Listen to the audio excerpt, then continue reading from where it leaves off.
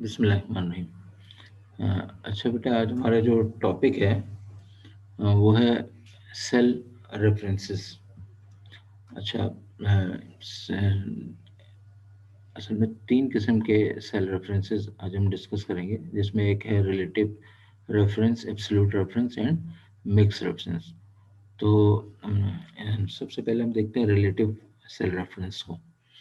अच्छा, ये एक हमारे पास छोटा सा डेटा है, is example of relative cell reference. Months हैं, टोटल रेवेन्यू, टोटल एक्सपेंसेस। हम जानते हैं कि जी नेट इनकम जो है वो कैसे निकाली जाती है, total revenue minus total expense. तो इसका मतलब ये हुआ कि अगर हम इस सेल में हमने देखा G is equal to B3 minus C3। तो अगर मैं यहाँ पे सिंपली ये फार्मूला लिखूँ, is equal to B3 minus that is C3, यानी इस सेल को माइनस करूं टोटल एक्सपेंस से, तो हमारे पास क्या जवाब आएगा? 7488। ठीक है ना? सिंपली अगर मैं इसको फिल हैंडल से फिल करना चाहूँ तो मैं इसको फिल करूँगा, तो आपने देखा कि ये सारे रेफरेंसेस आपके आ गए। अच्छा, इसमें एक चीज़ नोट करें कि is equal to B3 minus C3। जब हम नीचे आते हैं, D4 में आते हैं, तो यहाँ पे आप देखें B4 माइनस C4। ऊपर वाले में जाएं तो आप देखेंगे कि C3 minus B3 minus C3, B4 minus C4, B5 minus C5। ठीक है ना, सो ऑन। इस तरह अगर आप देखते जाएं, इसका मतलब ये हुआ कि आपका कॉलम तो सेम जा रहा है, लेकिन आपकी रो जो है वो चेंज हो रही है। ठीक है, यानी बी आपका कॉलम है और सी आपका कॉलम है, ये सेम है, लेकिन आपकी रो नंबर जो है वो चेंज होती जा रही है। सही। तो जब आप कॉपी पेस्ट करते हैं या फिल हैंडलिंग से इसको फिल करते हैं, तो आप देखते हैं कि जी कॉलम तो आपका सेम है, लेकिन आपकी रो नंबर चेंज हो रही है। यानी कि अगर B5 लिखा हुआ है तो बी आपका कॉलम है और सी आपकी रो नंबर है। ठीक है ना? तो इसमें आप अगर देखो तो आपको ये पता चल जाएगा कि आपका जो है सिर्फ इसमें आपका क्या चेंज हो रहा है, रो नंबर आपकी इसमें चेंज हो रही है। ठीक है ना?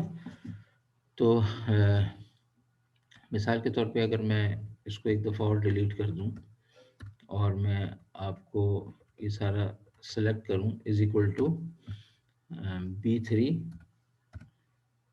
Minus C3।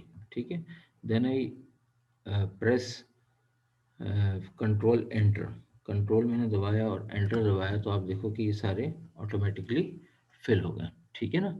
तो आप इस तरीके से भी इसको कर सकते हो, फिल हैंडल से भी कर सकते हो, कॉपी पेस्ट से भी कर सकते हो, और कंट्रोल एंटर से भी आप इसको कर सकते हो। ठीक है ना? फिर हम बात करते हैं एब्सोल्यूट रेफरेंस की। अच्छा, ये एक हमारे पास डेटा है जिसमें कुछ स्टूडेंट्स के नाम है, और इन्होंने 100 में से ये जो कॉलम बी है इसमें इनके मार्क्स लिखे हुए हैं। ठीक है ना? हम चाहते हैं कि इसकी परसेंटेज निकालना। सही। तो इसका बहुत आसान तरीका परसेंटेज निकालने का, कि is equal to B5 minus B2। यानी कि ये वाले नंबर B5, और मैंने एक अलग सेल में मैक्सिमम मार्क्स लिख दिए, दैट इज B2। तो जब मैं इसको डिवाइड करूंगा तो ये आपको परसेंटेज शो करेगा। सही है ना? तो मैं क्या करता हूँ कि जी इसमें मैंने फॉर एग्जांपल ये फार्मूला लगाया हुआ है। ठीक है ना? 67.0% आई है, is equal to B5 divided by ये जो आप इसमें देख रहे हो, is equal to B5 divided by B2। ये मैंने इसमें फार्मूला लगाया। सही। तो मैं इसको डिलीट करता हूँ। For example is equal to B5 divided by, मेरे पास B2 है, B2। ठीक है ना? एंटर करूंगा तो इसने मुझे 67.0% इसने मुझे कैलकुलेट करके बता दी। ठीक है, इसको अगर मैं कॉपी पेस्ट करना चाहूँ या हैंड फिल से करना चाहूँ, तो मैं इसको पेस्ट करूंगा। ओके। अच्छा, अब देखो इसने आंसर पहले का तो इसने सही दिया है, ठीक है। सेकंड वन के साथ क्या हुआ है, अगर इसमें फार्मूला देखो is equal to B5 divided by B2।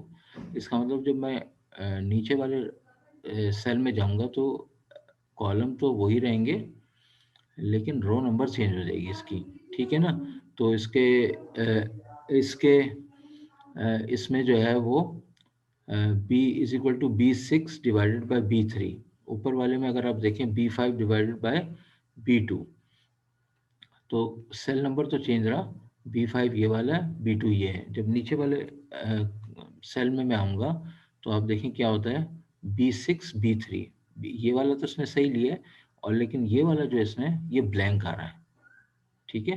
तो 74 डिवाइडेड बाय 0, तो इसने ये आंसर आपको दिया। इसी तरह नीचे वाले में आएंगे तो B7 B4, यानी कि इसमें मार्क्स लिखा हुआ है, इसने ये इसकी भी परसेंटेज नहीं बताई। फिर हम नीचे वाले में आए तो B8 डिवाइडेड बाय B5, ये तो B8 सही लिया है, लेकिन B5 में क्या लिखा हुआ है 67, इसका मतलब 79 डिवाइडेड बाय 67 कर दिया इसने, ठीक है। तो इसका मतलब ये जो हमने फार्मूला लगाया, ये हमने रिलेटिव रेफरेंस के लिए फार्मूला लगा दिया, ठीक है। तो लेकिन अगर हमें इस तरीके से करना है तो फॉर एग्जांपल इसको देख लें आप। अगर इसको देखें आप तो आपको ये पता चलेगा कि इसमें हमने क्या लगाया, इज इक्वल टू B5। ये आपके सामने formula, is equal to B5 divided by $B$2 is equal to B5 $B$2। इसका मतलब क्या हुआ कि आपने B5 जो है वो तो आपका चेंज होता रहेगा, ठीक है। कॉलम आपका सेम रहेगा, B6 हो जाएगा, B7 हो जाएगा। वेरस इसको हमने क्या किया है, इसको हमने क्या किया, लॉक किया है, इसको हमने लॉक कर दिया है, ठीक है ना, विद डॉलर साइन। अगर मैं इसको इस तरह से लिखूं कि B5 डिवाइडेड बाय $B$2 करके अगर मैं इसको लिखना चाहूँ तो इज इक्वल टू B5, ये देखें B5 आ गया डिवाइडेड बाय B2, ठीक है। तो आप इसको चेंज कर सकते हो, अपने कर्सर सेंटर F4 आपने प्रेस करना है, ठीक है। F4 आप प्रेस करोगे, ये देखो चेंज हो जाएगा, इस इसके रेफरेंसेस चेंज होते हैं, ठीक है। ये आप F4 दबाते जाओ, ठीक है। मुझे ये चाहिए, इसका मतलब ये हुआ कि $B आपका कॉलम भी फिक्स हो जाए और आपकी रो भी यहाँ पे फिक्स हो जाए, ठीक है। ना कॉलम चेंज हो, ना आपकी कॉलम चेंज हो, ना आपकी रो चेंज हो, ठीक है। इसका मतलब हमेशा जो है ये डिवाइड करेगा आपका B2 पे डिवाइड करेगा, ठीक है। अगर मैं एंटर करता हूँ तो ये आपके पास परसेंटेज आ जाती है। अब मैं इसको अगर कॉपी पेस्ट करता हूँ तो आप देखो कि ये आपके पास आंसर्स इसके आ रहे हैं। ये देखें आप, पहले में देखें B5 $B$2, यानी हमने इसको लॉक किया हुआ है। अब नेक्स्ट में आऊँगा तो ये B6 हो जाएगा, लेकिन आपका सेकंड वन जो है वो सेम रहेगा, ये वाला आपका फार्मूला सेम रहेगा, $B$2, ठीक है। सिमिलरली और नीचे आएंगे तो सिर्फ आपका B7 B8 B9 ये चेंजेबल है, ये आपका फिक्स हो जाएगा, $B$2। इसका मतलब $B का मतलब क्या है कि आपका कॉलम फिक्स है, और $2 का मतलब क्या है, आपकी रो फिक्स है, ठीक है। तो रो और कॉलम आपका चेंज नहीं होगा कभी भी। तो इससे आपने देखा कि ये इसने बिल्कुल सही परसेंटेज आपको निकाल के दिखा दी, ठीक है ना। देन उसके बाद क्या है, third one is mix reference, ठीक है। मिक्स रेफरेंस में अगर हम देखें तो ये एक मल्टीपल टेबल है, जैसे कि हम चाहते हैं कि जी 10 वन ज़ा 10, 20 वन ज़ा 20, 30 वन ज़ा 30, ये सारे आंसर्स हैं इसमें, ठीक है ना। तो अगर इसमें मैंने क्या किया हुआ है कि पहले को अगर मैं देखूं तो आप देखो is equal to B4 multiplied by C3, यानी कि इसको और इसको मल्टीप्लाई किया मैंने, ठीक है। बी B4 को और C3 को मल्टीप्लाई किया, ठीक है ना। तो इज इक्वल टू, अगर मैं इसमें लिखूं इज इक्वल टू, ये मेरा क्या है, B4 मल्टीप्लाई C3, ठीक है। तो आंसर क्या आ जाएगा मेरा, 10 आ जाएगा। ठीक है, रेफरेंस कैसा है ये जो मैंने रेफरेंस दिया ये आपको पता है रिलेटिव रेफरेंस है। इसको अगर मैं कॉपी पेस्ट करके नीचे तक लेके जाऊं तो आप देखो कि ये पहले वाले का सिर्फ इसने सही आंसर दिया है, बाकी इसने सही आंसर नहीं दिए। इसका मतलब क्या हो जाएगा, B5 मल्टीप्लाइड बाय C4। तो जब हम इसमें कोई डॉलर साइन लगा के इसको फिक्स नहीं करते तो क्या होता है कि ये चेंज करता रहता है। इसमें अगर आप देखो B4 था और C3 था, ये देखो B5 और C4 हो गया। आपको पता है C4 में क्या लिखा हुआ है, ठीक है। इसी तरह ये चेंज हो जाएगा, C5 में आपने देखा क्या लिखा हुआ है, 200 लिखा हुआ है। तो 330 को इसने मल्टीप्लाई कर दिया है 200 से, सही। तो इस तरह से ये सारे चेंज हो रहे हैं। तो पहले का सिर्फ आंसर इसने दिए, बाकी जो है वो रॉन्ग आंसर्स हैं, ठीक है ना। अब हम नीचे आते हैं, थोड़ा सा डेटा यही है, डेटा सेम है, लेकिन हमने क्या किया इसमें, अ, ये देखिए formula is equal to B19, ये वाला सेल B19 मल्टीप्लाइड बाय, हमने इसको फिक्स कर दिया है, हमने इसको फिक्स कर दिया है। कैसे फिक्स किया, $C18, ठीक है, $C18 से हमने इसको फिक्स कर दिया है, यानी कि B19 मल्टीप्लाइड बाय $C19, ठीक है। तो अगर मैं इसको फॉर एग्जांपल डिलीट कर दूं तो आप देखोगे कि इज इक्वल टू B19, कौन सा वाला, ये वाला, इसको मल्टीप्लाई करना है, मल्टीप्लाइड बाय डॉलर, यानी कि C18 है ना, C18। तो F4 से मैं इसके रेफरेंस को चेंज करूंगा, तो मैंने ये कर दिया, $C18, एंटर करूंगा, 10 आ जाएगा, ठीक है। अगर मैं इसको फिल करूं,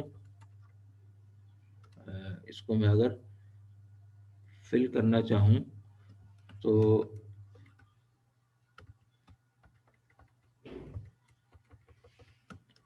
लेट्स सी क्या आंसर आता है। देखें, इसका मतलब ये हुआ कि इसने पहले का तो सही, कॉलम सी का तो सही आंसर दे दिया, लेकिन बाकियों का सही आंसर नहीं दिया, बाकी भी सेम वही प्रिंट कर दिए। क्यों प्रिंट कर दिए इसने वो, कि हमने हमने पहला वाला B19 तो चेंजेबल था, लेकिन ये वाला पोर्शन जो था ये लॉक किया हुआ है, यानी C18 जो है हमेशा C18 से ही मल्टीप्लाई करेगा। तो अगर आप देखो तो B19, B20, ठीक है, B21, ये सारे चेंज हो रहे हैं, लेकिन ये वाला चेंज चेंज नहीं हो रहा, C18 चेंज नहीं हो रहा, ठीक है। दैट इज वाई इसने ये सारे आंसर्स बाकी के रॉन्ग दे दिए। ये वाले जितने आंसर्स हैं ना, ये इसने सब के सब हमें रॉन्ग दे दिए हैं। अगर कोई मैं इसको कलर से शो कर सकूं, ठीक है, तो ये वाले आंसर हमारे पास रॉन्ग है। नाउ अब सेम डेटा है, सेम डेटा है।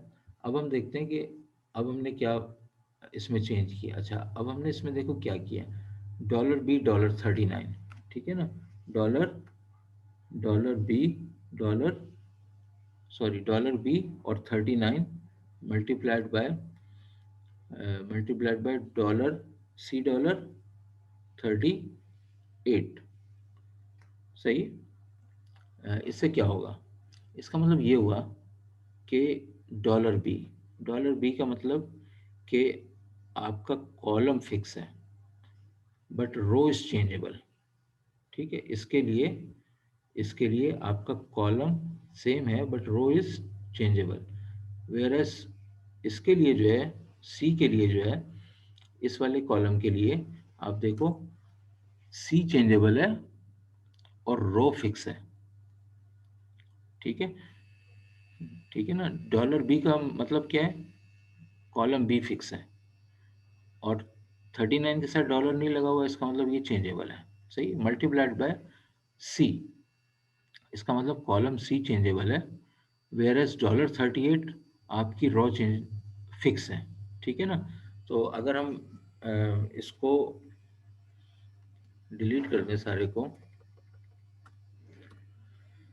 और इसमें हम लगाएं G is equal to dollar B39, अगर हम लिख दें इसमें B39 ये वाला। सही, F4 प्रेस करूंगा मैं।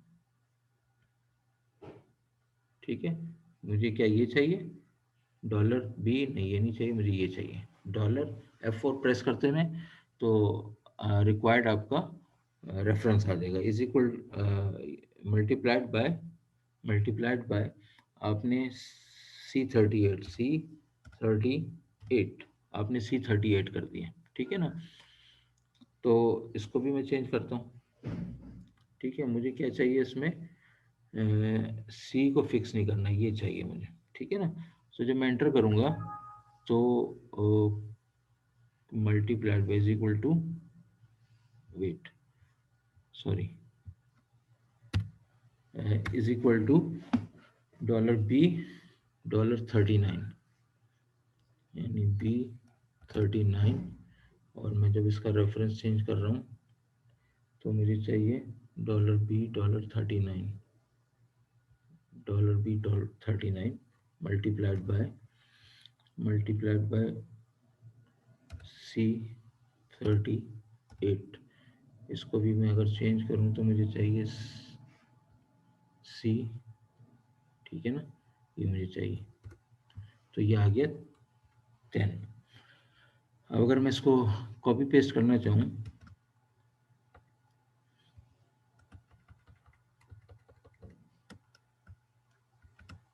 सही, अब आप देखिए इसको, पहले में आपने क्या रखा है,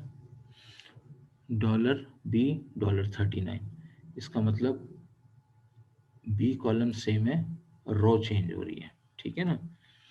और इसमें क्या है, दूसरे वाले में कॉलम चेंजेबल है। ठीक है, और रो जो है वो फिक्स है। अगर मैं इसको देखो नीचे करता हूँ, अगर मैं इसको नीचे करता हूँ तो आपने देखा, देखें फ़र्क देखें, इसमें कोई चेंज नहीं आएगा, सिर्फ 39 से 40 हो जाएगा। ठीक है, ओके। और अगर मैं डी में जाना चाहूँ तो डी में क्या होगा, आप देखो क्या चेंज आया, कॉलम का चेंज आया, यानी सी से डी हो गया, सी से डी हो गया, यानी कि जब आप इस कॉलम में शिफ्ट हो गए तो कॉलम चेंजेबल है। ठीक है, कॉलम चेंजेबल है, लेकिन आपकी रो फिक्स है। ठीक है, ये देखिए, तो हर दफ़ा आपका जिस नए नए कॉलम में जाओगे तो कॉलम चेंज हो जाएगा, रो हर दफ़ा आपको उसके लिए फिक्स मिलेगी। इस पूरे में आप देखो कोई चेंज नहीं आ रहा, सिर्फ किस में चेंज आ रहा है, कॉलम में चेंज आ रहा है, C D E F G तक आ रहा है। ठीक है ना। और अगर नीचे में जा रहा हूँ तो आपने देखा कि रो चेंज हो रही है। सही, तो इस तरह से आप इसको जो है मिक्स रेफरेंस को इस्तेमाल कर सकते हैं। तो आई होप कि आपको समझ में आ गया होगा। फिर इंशाल्लाह अगले टॉपिक के साथ फिर इंशाल्लाह आपसे मुलाकात होगी। बिस्मिल्लाहिर्रहमानिर्रहीम। आज जो हमारा टॉपिक है वो custom list and remove duplicates. अच्छा, अगर हम फॉर एग्जांपल सेल्स को फिल करना चाहें जो इसके बिल्ट इन कस्टम लिस्ट होती है, फॉर एग्जांपल मैं अगर संडे लिखूं तो अगर मैं इसको फिल करूं तो आप देखें ये इसने ड्रॉप डाउन से पूरा वीक जो है इसने कॉपी कर दिया। अच्छा, ये होता कहाँ से है, और आप एक अपनी मर्जी से भी कोई कस्टम लिस्ट इसमें बना सकते हैं। मैं अगर फाइल में जाऊं, ऑप्शंस, देन एडवांस, बॉटम पे अगर हम आए तो यहाँ पे हमें एक ऑप्शन मिलती है that is edit custom list, click this one. अच्छा, अब ये देखें इसमें बिल्ट इन है। अगर आप संडे लिखेंगे और आगे से ड्रॉप डाउन करेंगे तो मंडे ट्यूसडे वेडनेसडे फ्राइडे, इस तरीके से संडे लिखेंगे, ये जैन फेब मार्च लिखेंगे तो ये भी कॉपी कर देगा। तो ये इसके अंदर बिल्ट इन लिस्ट बनी हुई है, कस्टम बिल्ट इन लिस्ट। आप अगर अपनी मर्जी से भी अगर कोई बनाना चाहें, फॉर एग्जांपल मैं लिखूं जी Pakistan, enter, Iran,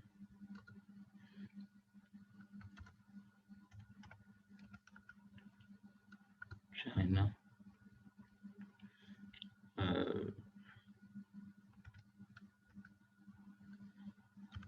Japan,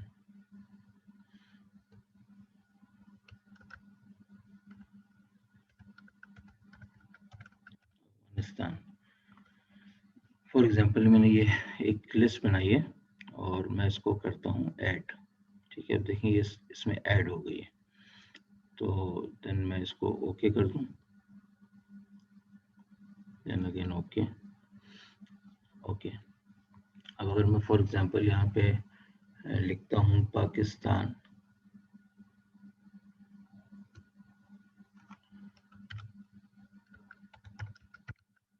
Pakistan, ठीक है, देन इसको मैं ड्रॉप डाउन करता हूँ या ड्रॉप डाउन करता हूँ तो आप देख सकते हो कि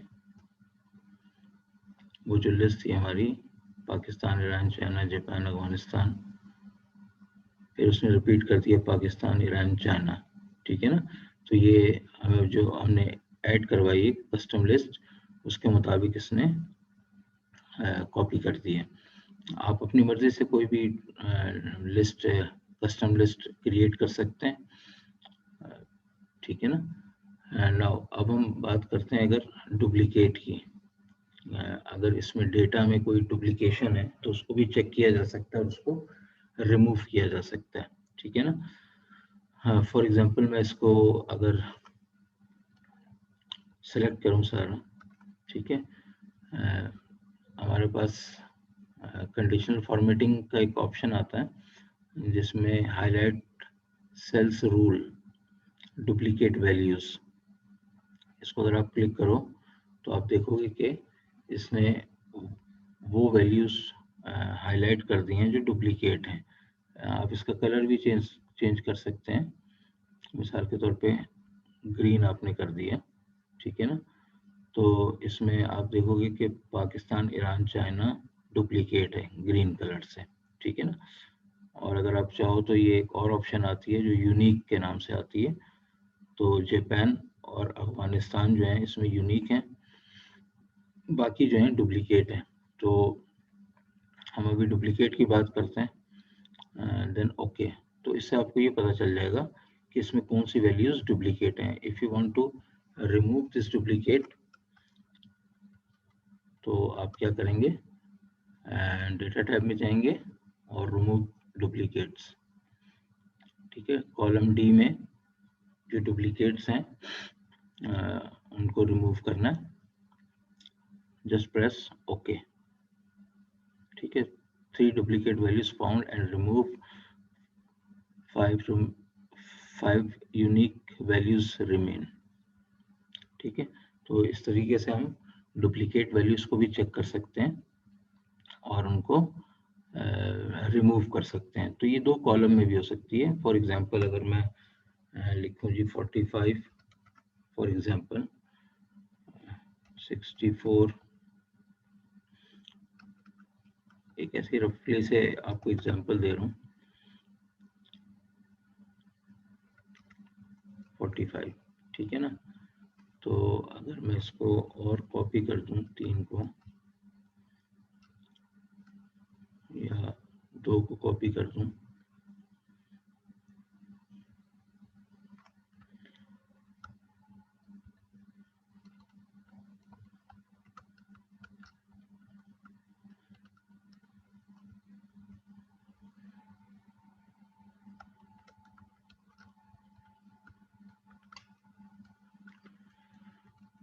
ओके, अब मैं अगर इसको सिलेक्ट करता हूँ, हेडिंग आपकी कोई भी हो सकती है। तो सबसे पहले मैं जाता हूँ होम में, कंडीशनल फॉर्मेटिंग में, highlight cell rules, duplicate values. तो आप देख रहे हो कि उसने रेड कलर्स में डुप्लीकेट इसने कलर चेंज कर दिया, उसको हाईलाइट कर दिया। Okay, then data remove duplicates. अच्छा, वो पूछ रहा है कॉलम डी और कॉलम ई दोनों से डुप्लीकेट वैल्यूज हटानी है, तो हम इसको कहेंगे कि जी बिल्कुल हटानी है, ठीक है ना। तो इसको अगर मैं ओके करूं तो इसमें two duplicate values found and remove, 5 unique values remaining, ठीक है ना। तो इस तरह से आप मल्टीपल कॉलम्स को भी, के डेटा को भी, डुप्लीकेट वैल्यूज को आप रिमूव कर सकते हैं, ठीक है। तो दैट्स ऑल।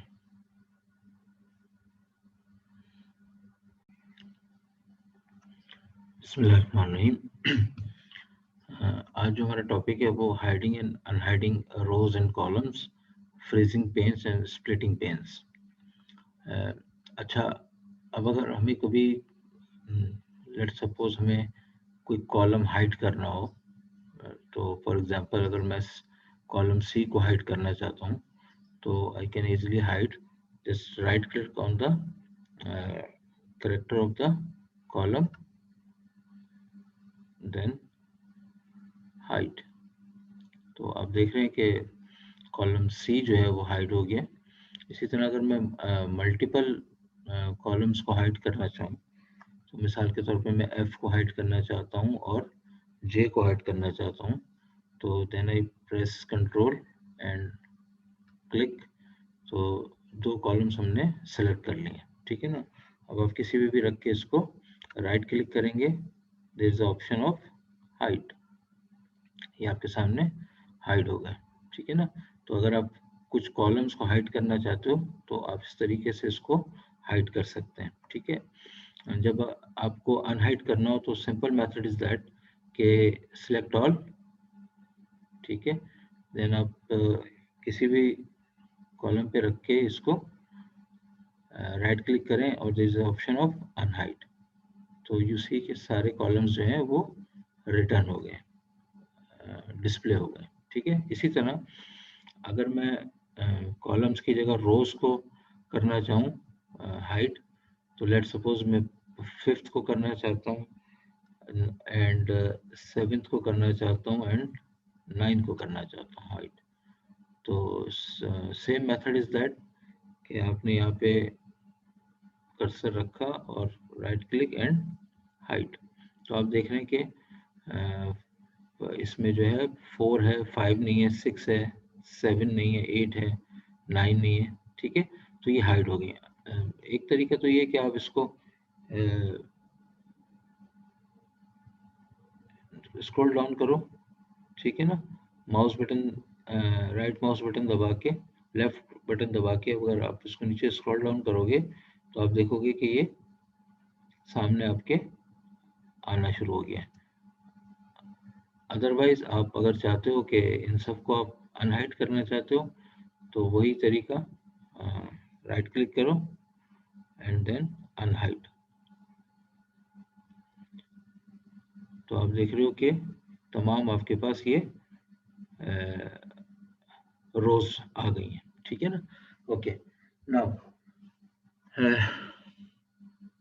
अब अगर हम चाहते हैं कि what is freeze panes, freezing panes is that कि अगर आप किसी कॉलम को, किसी रो को फ्रीज करना चाहते हो कि वो फ्रीज हो जाए और बाकी जो है वो स्क्रॉल होती रहे शीट, तो आप उसको भी आराम से इसमें कर सकते हो कि आपने जनाब लेट सपोज मैं फर्स्ट रो को फ्रीज करना चाहता हूँ, तो then click on freeze panes, ठीक है ना, फ्रीज टॉप रो, ठीक है ना। तो मैंने इसको किया, तो अब आप देखें कि टॉप रो जो है, अगर हमारे पास पूरी शीट पे डेटा है, तो अगर मैं इसको नीचे करूंगा तो आप देखें कि फर्स्ट रो जो है वो फ्रीज हो गई है और जो बाकी हैं वो डायनेमिक है। पहली जो है वो स्टैटिक हो गई है और बाकी जो है वो डायनेमिक है, इस तरीके से। ठीक है ना? ओके। नाउ अगर मैं इसको अनफ्रीज करना चाहूँ तो there is option of unfreeze panes, तो आप इसको क्लिक करोगे तो ये रिमूव हो जाएगी। ठीक है। अगर मैं किसी कॉलम को फ्रीज करना चाहता हूँ, फॉर एग्जांपल इस कॉलम को फ्रीज करना चाहता हूँ, ठीक है ना, तो क्या करूँगा मैं? ठीक है ना, फ्रीज पेन्स। अब मुझे क्या करना है? Freeze first column. तो आप देखेंगे ये फर्स्ट कॉलम जो फ्रीज हो गया, और अगर मैं इधर जाऊं तो आप देखो ये मूव कर रहा है, लेकिन फर्स्ट कॉलम जो है वो मूव नहीं कर रहा। सही। तो इसको मैं अनफ्रीज करना चाहता हूँ, तो आई कैन इजीली अनफ्रीज। ठीक है ना? ओके। नाउ फॉर एग्जांपल, ये तो सिंपल सा था। फॉर एग्जांपल अब हमारा जो टॉपिक है वो स्प्लिटिंग पेन्स है। अच्छा, स्प्लिटिंग पेन्स क्या होता है? कंपेयर करने के काम आता है कि अगर आपने एक कॉलम को किसी दूसरे कॉलम से कंपेयर करना है तो आप स्प्लिट के ऑप्शन को इस्तेमाल करते हैं। फॉर एग्जांपल मैं चाहता हूं कि कॉलम सी को स्प्लिट करूं, कंपेयर करूं, तो मैं इसको आसानी से कंपेयर कर सकता हूं। फॉर एग्जांपल मैं इसको कंपेयर करना चाहता हूं ओ से। ठीक है। तो कॉलम सी को, तो मैं क्या करूंगा?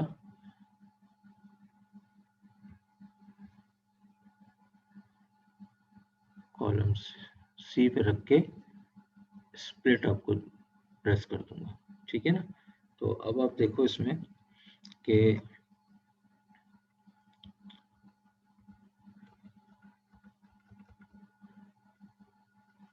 अगर आप इसको मूव कर रहे हो तो कॉलम बी के साथ अगर आप कंपेयर करना है किसी कॉलम को, तो आप इसको आसानी से कंपेयर कर सकते हो। अच्छा, स्प्लिट जो है वो अगर आप डबल क्लिक करोगे तो ये रिमूव हो जाएगा। स्प्लिट जो है वो परमानेंट नहीं होता, इसको आप क्लिक करते हो तो ये इजीली रिमूव हो जाता है, हट जाता है, डिसेबल हो जाता है। मिसाल के तौर पे अगर मैं बी को कंपेयर करना चाहता हूँ, एक दफ़ा और सुन लें, बी को करना चाहता हूँ, तो मैं सी पे के फर्स्ट सेल में कर्सर अपना रखूंगा, देन आई प्रेस स्प्लिट। ठीक है ना? अच्छा, अगर आप गौर करो तो स्क्रॉल बार आपको दो नज़र आ रहे होंगे, एक इस शीट के लिए नज़र आ रहा है, एक इस शीट के लिए। तो अगर बी की वैल्यूज़ को आप फॉर एग्जांपल के की वैल्यूज़ से कंपेयर करना चाह रहे हैं, तो आप सिंपली ये के आ गया, तो आप वैल्यूज़ को इजीली कंपेयर कर सकते हो। ये बहुत यूजफुल टूल है हमारा। ओके। अच्छा, अगर मैं इसको ख़त्म करना चाहूँ तो क्या करूँगा? मैं इस पर डबल क्लिक कर दूंगा, ये देखिए रिमूव हो गई। ठीक है ना? इसी तरह अगर मैं फॉर एग्जांपल 13 को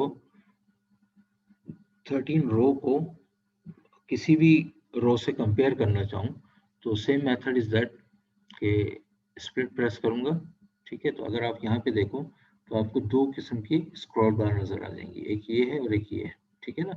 अब मैं फॉर एग्जांपल इसको करना चाहता हूँ 25th के साथ, तो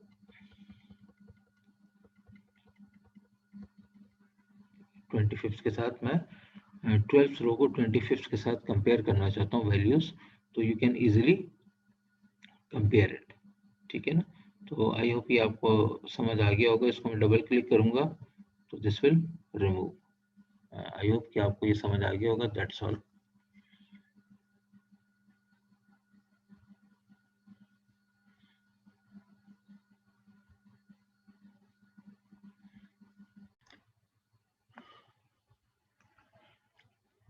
इसमें अपमान नहीं। अच्छा, आज जो हमने फंक्शन सीखना है वो टेक्स्ट टू कॉलम। अगर आप टैब में देखें, this one is your home tab, और जब हम डेटा टैब में आते हैं तो sees text to column, ठीक है ना. Split a single column to a text into multiple columns. एक कॉलम को आप इसका डेटा आप मल्टीपल कॉलम्स में शिफ्ट कर सकते हो. मिसाल के तौर पे अगर मैं कहता हूँ कि जी ये कुछ मेरे स्टूडेंट नेम्स लिखे हुए हैं और मैं इसको सेपरेट करना चाहता हूँ, तो फर्स्ट मैं इसको सिलेक्ट करूँगा सारे डेटा को, and then I click text to column, ठीक है. देन डिलिमिटेड पे हमने नेक्स्ट किया. ओके, क्योंकि इन नामों को हम फर्ज करें सेपरेट करना चाहते हैं थ्रू स्पेस से, तो हम यहाँ पे स्पेस को चेक ऑन कर देंगे. इसका कॉमा, सेमीकोलंस, इन पे भी आप कर सकते हैं और अदर्स पे भी आप कर सकते हैं ना. तो नेक्स्ट मैं इसको करता हूँ, क्योंकि हमने सेपरेट करना है इसको विद स्पेस. डेस्टिनेशन आपसे मांग रहा है किस लोकेशन पे आप चाहते हैं कि इसको सेपरेट किया जाए. तो लेट सपोज मैं चाहता हूँ कि जी मैं C3 से शुरू कर दूँ इसको. ओके देन, तो मैं इसको C3 $C$3 इसने इसको ले लिया. Then I click finish. तो आप देखें कि ये इसने स्पेस जिसके दरमियान था उसको अलग अलग इसने सेपरेट कर दिया. ओके, नाउ अगर मैं सिमिलरली ये है, ये एक डेटा है, इसको मैं सेपरेट करना चाहता हूँ और एट द रेट जो है ऐड का निशान लगा हुआ है बीच में, रेहान एट अली, ठीक है ना. इनको मैं सेपरेट करना चाहता हूँ, तो मैं इस डेटा को सिलेक्ट करूँगा. Then I click on text to column, delimited, next. Okay, क्योंकि अब मुझे स्पेस पे नहीं करना, तो ये सिंबल भी नहीं है यहाँ पे ऐड का, तो मैं अदर्स पे करूँगा और ऐड जो है शिफ्ट 2 से मैं लगा दूंगा, ठीक है ना. ऑफ कोर्स नेक्स्ट करेंगे हम इसको. लोकेशन आपसे मांग रहे हैं, तो लोकेशन में इसको कौन सी दे देंगे. लेट सपोज इसी के सामने अगर हम दे दें, दैट इज C14 दे दें अगर, और देन आई क्लिक फिनिश, तो आप देखेंगे कि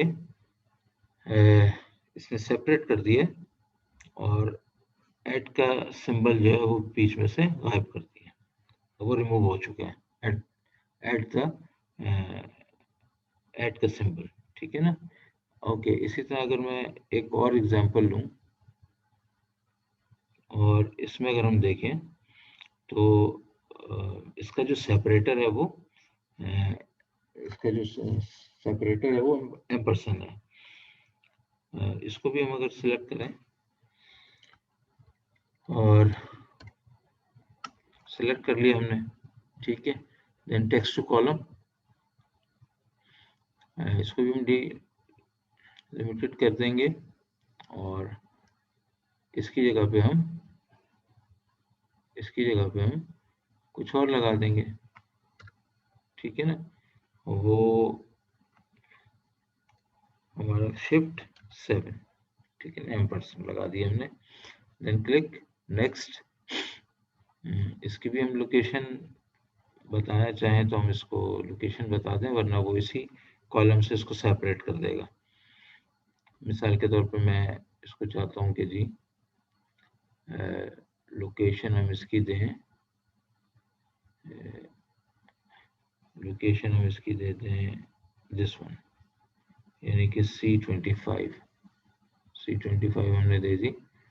देन फिनिश, ठीक है ना. तो आपने देखा कि इसने एम्परसेंड को बीच में से हटा दिया और एम्परसेंड सेपरेटर था, इसको सेपरेटर को बीच में से इसने हटा दिया, ठीक है ना. फर्ज करते हैं अगर हम इसी डेटा को अगर हम लें, तो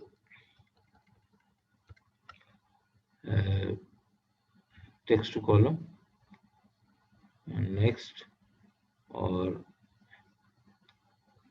ठीक है ये एम्परसेंड नेक्स्ट, और ये लोकेशन हमें कह रहा है $A $25, यानी यहीं से वो चाहता है कि पूछ रहा हमसे कि क्या इसी पोजीशन से कर दूं, और अगर हम इसको फिनिश कर देते हैं तो लेट्स सी देखें क्या होता है। ठीक है, तो उसने उसी जगह से इसको पहले से रेहान कर दिया और एम्परसेंड लगा के दूसरे कॉलम में अली कर दिया इसने। ठीक है ना, तो इस तरह से भी ये इसको आप इस्तेमाल कर सकते हैं। नाउ अगर मैं चाहूँ कि जी अपनी मर्जी की मैं कोई विड्थ लेना चाहूँ, फॉर एग्जांपल इसको मैं अगर कॉपी कर लूँ और यहाँ पे आपके लिए इसको पेस्ट कर दूँ, थोड़ा सा इसको बढ़ा देते हैं, इंक्रीज कर देते हैं। ओके, ओके ना, तो इस तरह देखिए हम अगर इसको सेलेक्ट करते हैं सारे डेटा को, टैब टू कॉलम पर आते हैं, फिक्स विड्थ पे आ जाते हैं अगर। ठीक है, फिक्स विड्थ क्या करता है हमारे लिए, देखिए नेक्स्ट। अच्छा, अब आपने आपने देखा ये एक मेजरमेंट टाइप आ गया, एक रूलर टाइप आ गया यहाँ पे। फर्ज करें मैं चाहता हूँ कि जी मैं शुरू के 2 लेटर्स से सेपरेट कर दूँ इसको, ठीक है, या इसको मैं यहाँ से सेपरेट कर दूँ, तो आप आसानी 2 कॉलम्स में इसको सेपरेट कर सकते हैं। अगर मैं इसको हटाना चाहूँ तो मैं इस लाइन पे रख के डबल क्लिक करूँगा तो this line will be remove. तो ओके, नाउ मैं अब चाहता हूँ कि जी शुरू के 2 जो लेटर्स हैं वो सेपरेट हो जाएँ, बाकी के अलग सेपरेट हो जाएँ। ठीक है ना? तो नेक्स्ट मैं करता हूँ इसको। तो आपसे लोकेशन पूछ रहा है। लेट्स से मैं इसको लोकेशन ये दे देता हूँ, दिस वन। ठीक है ना? Then I finish it. तो आप देखें कि शुरू के 2 लेटर्स इसने अलग कर दिए और बाकी के इसने अलग कर दिए। तो आप इसको अपनी मर्जी से भी सेपरेट करवा सकते हैं। अच्छा, अगर फर्ज करें इसी को हम डेटा को सेलेक्ट करें और text to column, fix width, next. अब मैं चाहता हूँ इसको मैं 2 कॉलम में कर दूँ, तो शुरू के 2 मैंने अलग कर दिए और इसको फर्ज करते हैं यहाँ से हम ले लेते हैं। ठीक है ना? तो नेक्स्ट, नेक्स्ट, और इसको लोकेशन हम दे देते हैं, लेट्स से यहाँ से हम करना चाहते हैं, देन फिनिश। तो ये मल्टीपल कॉलम्स में इसने इसको डिवाइड कर दिया। ठीक है ना? तो ये हमारा आज का टॉपिक था। फिर इंशाल्लाह अगले टॉपिक के साथ फिर आपसे मुलाकात होगी।